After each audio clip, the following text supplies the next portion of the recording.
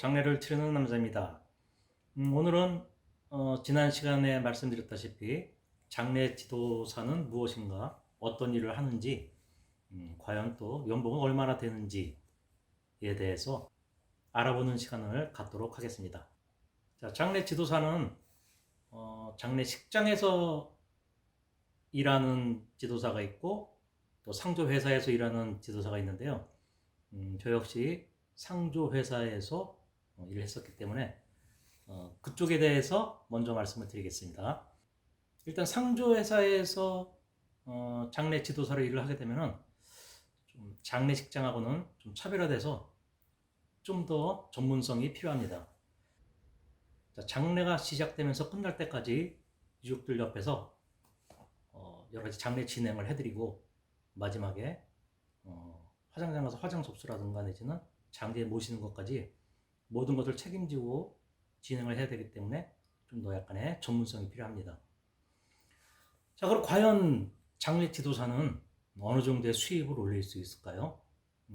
물론 각 회사마다 다릅니다. 회사마다 다르고 그달 주어지는 업무량에 따라서 좀 다른 경우도 있고요. 대략 300만 원에서 500만 원 정도라고 생각하시면 될 거예요. 제가 왜 이런 말씀을 먼저 드리냐면은 막연하게 어떤 남들이 꺼려하는 쉽게 생각하지 못하는 전문적인 일이기 때문에 수입이 많을 거라는 생각으로 무턱대고 장례 지도사 자격증을 따고 이쪽으로 취업을 생각했다가 중도에 포기하시는 분들이 많아서 먼저 수입에 대해서 말씀을 드리는 겁니다.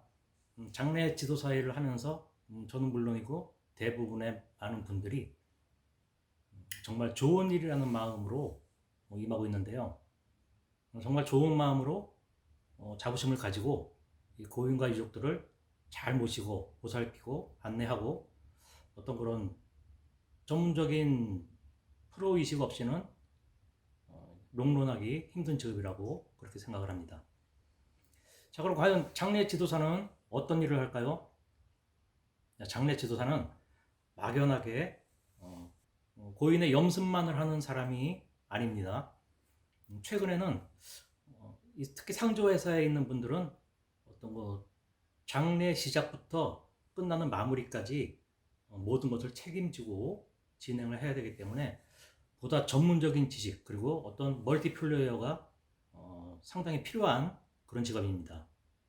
예를 들자면 고인의 거주지에 따라서 그 주변에 화장장은 있는지 화장 비용은 얼마인지 다 알아야 되고요. 또 시에서 운영하는 낙골당은 있는지 잔디장인지 그런 것도 알아야 되고요. 화장장이나 낙골당 같은 게 없는 경우에는 어떻게 이용하는 것이 또 저렴하고도 잘 모실 수 있는지 이런 것에 대한 정보들도 다 알아야 되고요. 각 종교별로 장례 진행은 어떻게 하는지에 대해서도 숙지하고 있어야 되고 보통 유교나 불교, 천주교에서도 제사를 지내는데요. 그럼 어떤 제사에 어떤 제사가 필요한지 진행은 어떻게 하는지 거기에 필요한 건 무엇인지 이런 것에 대해서도 전반적으로 다 알아야 됩니다. 특히 장례라는 것이 지역마다 또는 작게는 집안마다도 다를 수가 있어요. 그런 문제들에 대해서 대처해 나가는 능력도 있어야 되고 상황에 맞게 안내를 다 해드려야 됩니다. 자, 이러한 일들은 공부만으로 되는 것은 아니고요. 경험에서 나오는 어떤 노하우예요. 이런 노하우를 쌓기 위해서는 많은 그런 장례 진행을 해야 알 수 있는 부분들이 상당히 많습니다. 자, 그럼 염습에 대해서 알아볼까요? 염습은 고인을 깨끗하게 씻겨드리고 곱게 수의를 입혀드리는 과정이라고 보시면 됩니다.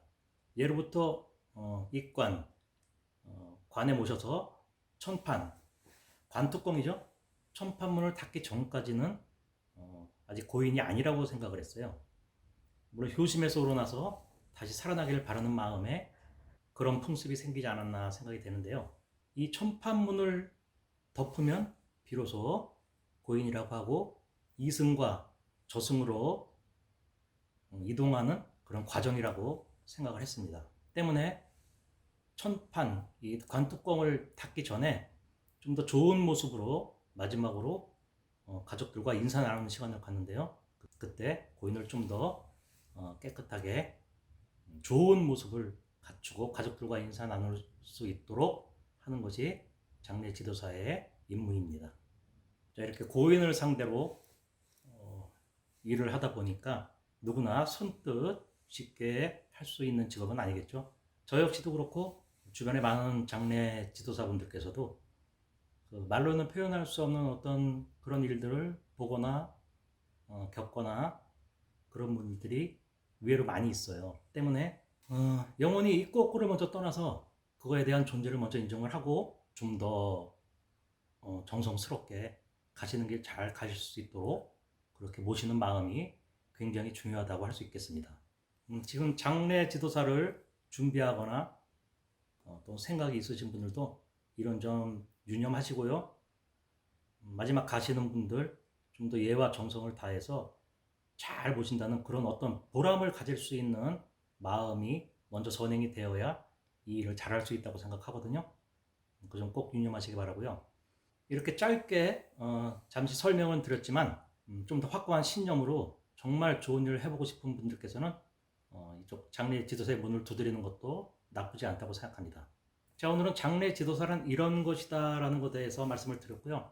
자, 다음 시간에는 좀 더 현실적으로 과연 장례 비용은 얼마 정도가 드는지, 또 상조 비용은 얼마가 적정선인지, 또 얼마면 할 수가 있는지에 대해서 충분히 알아보는 시간 한번 갖도록 하겠습니다. 자, 다음 시간에 뵙겠습니다.